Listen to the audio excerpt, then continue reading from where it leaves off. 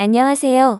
저희는 중장년층 노인 대상 고혈압 예방 교육에 대해 발표할 8조 김미주 신석현 이윤서 이지연 이연서 조혜빈입니다. 고혈압과 중장년층 고혈압, 노인의 순서로 진행하겠습니다. 고혈압의 주 원인은 비만과 수면 부족입니다. 고혈압은 몇 년 동안 건강 문제가 나타나지 않을 수 있으며 두통과 빠른 심장 박동, 통증 같은 증상이 있다면 이미 혈압이 위험한 수준입니다. 혈압이 상승하면 심장이 더 많은 일을 부담하게 되어 동맥벽이 손상되고 죽상경화증이 발생합니다. 죽상경화증이 발생하면 심장마비의 발생 확률이 높아집니다. 또 뇌혈관 동맥에 플라크를 형성해 뇌졸중의 발생 확률도 높아집니다. 성인의 3분의 1이 고혈압이고 남성이 더 많이 발생합니다. 매일 충분한 수면을 취하면 고혈압의 확률이 줄어들어 심장마비와 뇌졸중에 걸릴 위험이 줄어듭니다. 하지만 연구 결과에 따르면 32살에서 59살의 그룹에서는 수면이 충분하지 않았고 이 때문에 고혈압의 확률이 2배 늘었다고 합니다. 보건복지부의 국민건강영양조사 제7기 3차년도 결과 보고에서는 만 30세 이상 고혈압 유병률이 33%나 된다고 합니다. 최근 통계에서는 본인이 고혈압임을 아는 인지율은 65%, 고혈압임을 알고 치료받는 치료율은 61%로 나왔습니다. 실제로 치료를 받아 혈압이 잘 조절되는 조절률이 43%밖에 되지 않아 고혈압 관리의 문제점이 계속 지속된다는 것도 알 수 있습니다. 고혈압은 발생 원인에 따라 두 가지로 구분할 수 있습니다. 첫 번째로 1차성 고혈압입니다. 본태성 고혈압이라고 불리는 이 종류는 원인이 명확하게 나와 있지 않습니다. 유전적 소인과 나이, 비만, 과도한 염분 섭취와 음주, 흡연, 스트레스와 같은 생활 환경 요인이 복합적으로 작용해 나타납니다. 전체 고혈압의 90에서 95% 이상을 차지하고 나이가 들며 점차 증가합니다. 우리나라 성인 30% 이상에서 발견되는 흔한 질환으로 60대에서 40% 이상 발생하며 유전적 경향이 강합니다. 두 번째로 2차성 고혈압입니다. 기존에 앓고 있던 다른 질환에 의해서 발생합니다. 신장질환과 내분비 질환, 수면 무호흡증, 일부 선천성 심장질환과 스테로이드와 피임약 같은 일부 약물이 원인입니다. 전체 고혈압의 5에서 10%를 차지하며 1차성 고혈압에 비해 갑자기 나타나고 혈압도 상대적으로 더 높다는 특징이 있습니다. 나이나 가족력과 같은 조절이 불가능한 위험인자가 있습니다. 또 비만과 흡연, 염분 섭취, 스트레스, 수면 무호흡증과 활동 감소와 같은 조절 가능한 위험인자가 있습니다. 고혈압의 증상은 경증에서 중증까지도 아무런 증상이 없을 수 있습니다. 그래서 고혈압을 침묵의 살인자라고 부르기도 합니다. 두통과 어지러움, 시야장애, 호흡곤란과 의식 저하의 증상이 있을 수 있습니다. 흔히 두통이 동반된다고 알려져 있지만 고혈압은 증상이 없는 질병이기 때문에 두통이 없으니 고혈압이 아닐 것이라는 안심은 하지 않는 게 좋습니다. 고혈압의 합병증은 크게 5가지가 있습니다. 첫 번째로 동맥경화입니다. 동맥벽의 부담이 증가해 염증과 내피의 기능 장애가 발생하여 동맥경화가 촉진됩니다. 심근경색과 뇌졸중의 위험이 증가하게 됩니다. 두 번째로는 좌심실비대 및 심부전입니다. 혈압이 높아지면 심장은 높은 압력에 맞서 펌프하기 위해 근육이 두꺼워집니다. 따라서 시간이 지나면 수축과 이완 기능이 감소해 심부전으로 진행됩니다. 세 번째로는 신장 손상입니다. 신장의 작은 혈관이 손상되어 신기능 저하와 단백뇨, 궁극적으로 만성 신부전으로 이어지게 됩니다. 네 번째는 뇌혈관 합병증입니다. 뇌혈관을 약화시키거나 막아서 뇌졸중을 유발하고 장기적으로는 혈관성 치매를 유발합니다. 마지막으로는 대동맥류, 망막 손상입니다. 혈관이 약해져 동맥류가 발생하고 망막혈관이 손상되면 시력장애가 발생하게 됩니다. 고혈압의 진단 및 검사는 3번 이상 측정한 혈압의 평균이 수축기 혈압이 140mmHg 이상이거나 이완기 혈압이 90mmHg 이상이면 고혈압을 진단받게 됩니다. 이해를 돕기 위한 동영상을 봅시다.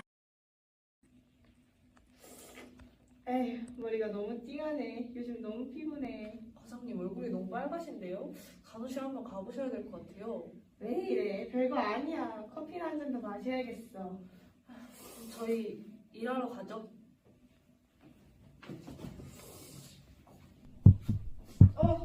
왜 이렇게 어지럽지?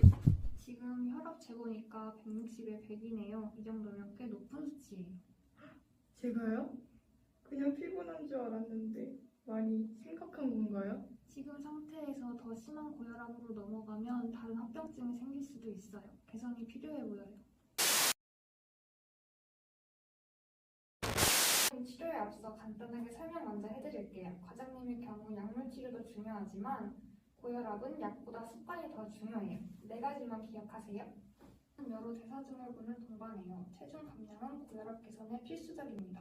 매일 30분씩만 걸어도 수축기 혈압을 5에서 6 mmHg로 이완기 혈압을 2.4에서 3 mmHg 정도로 낮출 수 있어요. 흡연은 동맥경화를 촉진시키고 혈압을 수축기에서 4.8 mmHg, 이완기에서 3.9 mmHg 정도 상승시켜 혈압 관련 질환이 올 수 있습니다. 그리고 술은 가능하면 마시지 않는 것이 좋아요. 경증 고혈압 환자가 1일 염분 섭취량을 12g에서 3g으로 줄였을 때 무려 수축기 혈압이 16 mmHg 감소하고 이완기에는 9 mmHg 감소한다는 연구 결과가 있었습니다. 잠을 제대로 자지 않거나 화나는 상황이 오면 혈압이 높아질 수 있어요. 지금이라도 바꾸면 늦지 않아요. 점심 식사 후에 회사 근처 공원에서 가벼운 산책하시는 거 어떠세요? 분명 도움이 되실 거예요. 나 요즘 점심마다 20분씩 운동하고 짠 음식 줄였어. 어때? 전이랑 좀 달라 보이나? 근데 얼굴이 많이 못 참으신 것 같아요. 수치 확인하러 간호실에나 다시 가볼까? 사장님, 혈압이 125에 80으로 전보다 많이 내려가셨어요. 정말 많이 노력하셨네요. 잘하셨어요. 이렇게 수치로 들으니 실감이 나네요. 건강관리는 습관 개선이 아니라더니.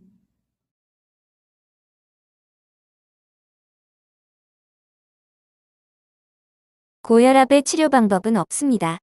관상동맥 질환과 뇌경색 출혈, 대동맥류 파열로 인한 사망 가능성이 높고 사망하지 않아도 뇌경색과 뇌출혈, 심장 기능 저하에 의한 합병증인 고혈압성 혈관 변성에 의한 신장 기능 장애와 눈 혈관 이상이 발생합니다. 주기적인 건강검진으로 증상이 없어도 병원에 가야 합니다. 처방된 약을 임의로 중단하면 안 되고 복용 시간과 방법, 부작용을 관리하고 정기적 병원 방문을 강조합니다. 동반 질환이 없을 때 노인 고혈압의 첫 치료로 이뇨제, 칼슘 채널 차단제, 안지오텐신 전환효소 저해제와 안지오텐신2 수용체 차단제를 사용합니다.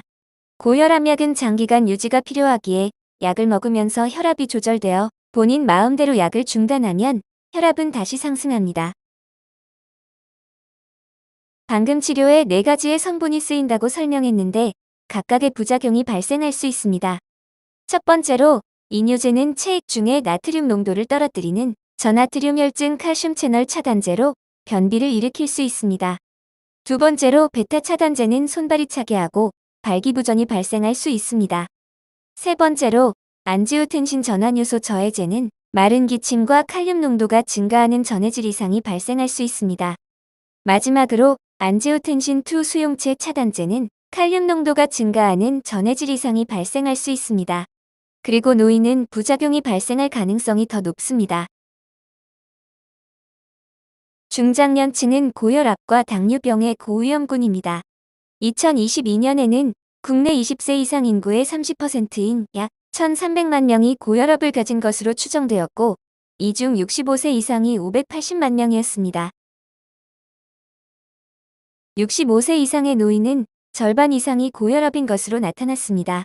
노쇠하거나 80세 이상의 노인은 수축기 혈압이 160 mmHg 이상인 경우가 많아 생활요법과 함께 약물 치료를 권고하고 있습니다. 노인은 섭취한 약을 대사하고 배설하는 능력이 저하된 경우가 많습니다. 약물 치료를 시행할 때 유의해야 할 요인입니다. 젊은 성인보다 적은 용량으로 약을 사용하기 시작해야 하며 혈압이 과도하게 조절되는지 부작용이 발생하는지를 면밀하게 관찰하며 천천히 약의 용량을 조절해야 합니다. 보통 건강한 노인의 혈압은 140에 90mmHg, 노쇠한 노인은 150에 90mmHg로 혈압을 조절하는 것을 목표로 합니다. 다음으로는 올바른 혈압 측정 시기입니다. 하루 2회 각각 2번 연속 재서 평균값을 기록해야 합니다. 아침에는 기상 후 1시간 이내, 아침 식사나 약 복용 전에, 저녁에는 잠들기 전 식사나 음주 30분 후에 측정해야 합니다. 다음으로는 올바른 혈압계 사용 방법을 알려주는 영상입니다.